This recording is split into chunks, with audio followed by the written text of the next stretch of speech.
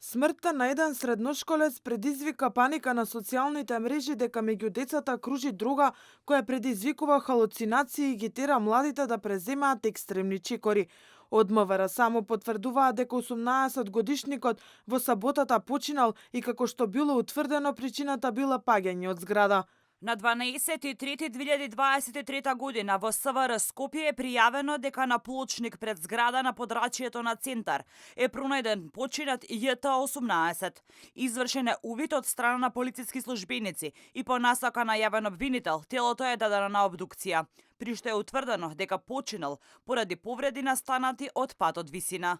Сомнителната смрт на социјалните мрежи ја сподели професорката Виолета Ачковска, која прашува дали имало повеќе вакви случаи на самоубиства од малолетници.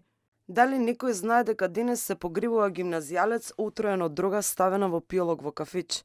Дали некој знае уште за неколку слични случаи на деца кои по халуцинација се фрлаат од петтиот спрат и слични самоубиства?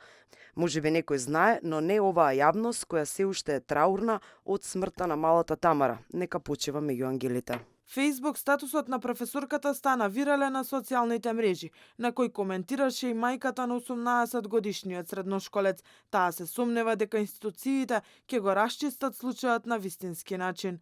Детето е мојот син, мојот ангел момче, кој беше прекрасен син. Нажалост, јас како мајка не успев да му се најдам тогаш кога најмногу сум била потребна. Да се биде родител во оваа држава е многу тешко без поддршка на институциите. Институциите сигурно ќе го затворат случајот како самоубиство, затоа што така е најлесно. Моја е вината што тоа го дозволив и што останав тука да ги растам децата. За каде? За во бутел.